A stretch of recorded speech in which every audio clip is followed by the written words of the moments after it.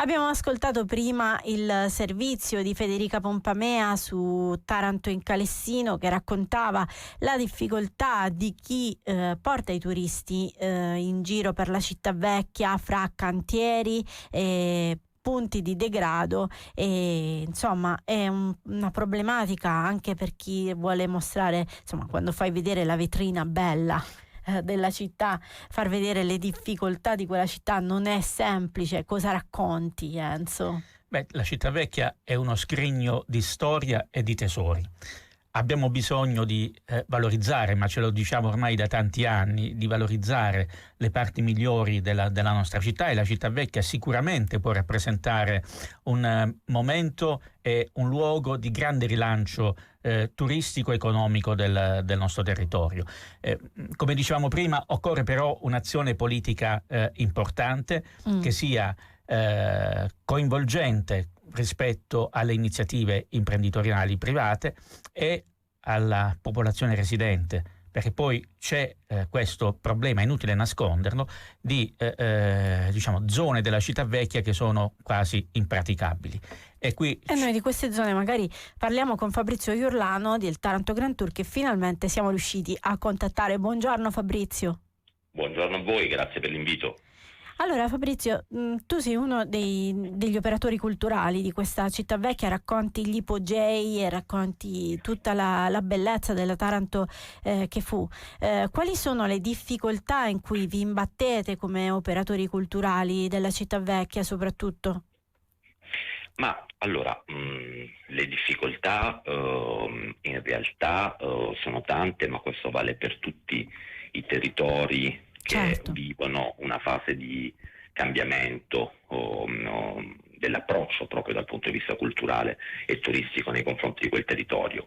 Il centro storico di Taranto, la città di Taranto, da qualche anno è una destinazione turistica emergente che va pertanto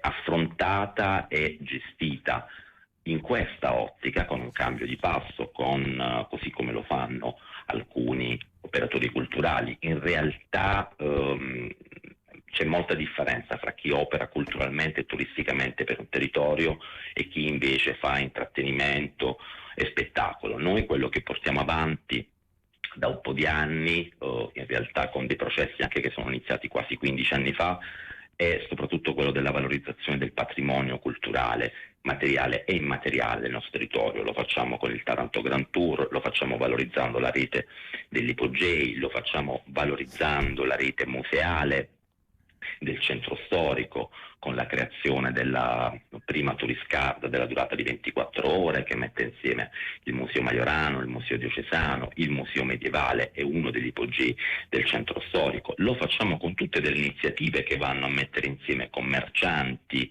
e associazioni culturali, con progetti e con processi partecipati di rete. Quello che serve, a mio parere, per poter intervenire su quelle che sono le criticità e poter invece sviluppare le potenzialità del nostro centro storico, è una cabina di regia. Una cabina di regia che metta insieme le istituzioni, il terzo settore e il commercio, quasi una sorta di destination management organization di quelli che sono i processi nel nostro territorio, ma ci deve essere una volontà reale da parte delle istituzioni di intervenire in primis sulla sicurezza e su tante altre criticità, sulla pulizia, sul decoro e tante altre criticità che ci sono nel centro storico, e soprattutto coordinare questo lavoro di insieme. Se non facciamo questo, tutto quello che gli operatori culturali come noi mettono in campo con enormi sacrifici nel tempo potrebbe essere vanificato. Una domanda con una risposta velocissima: come sta andando? Qual è la risposta sia sulla tourist card che in generale come è andata quest'estate? Allora, la Notte Bianca degli Ipogei ha avuto ancora una volta, giunta all'ottava edizione, per esempio, ha avuto un risultato importante in termini turistici. La tourist card noi l'abbiamo lanciata 3 settimane fa grazie al supporto di Confcommercio.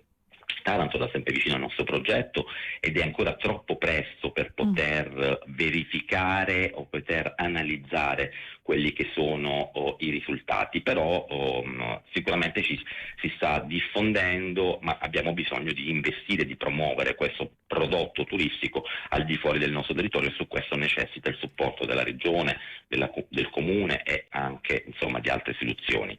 L'estate come sta andando? È un'estate strana, è un'estate particolare, i dati che arrivano sia sulla Puglia che su tutta l'Italia in realtà sono dati contrastanti. Sicuramente la capacità di spesa del turista si è abbassata, così come anche la durata della permanenza in termini di giorni sui territori, sono esperienze molto brevi.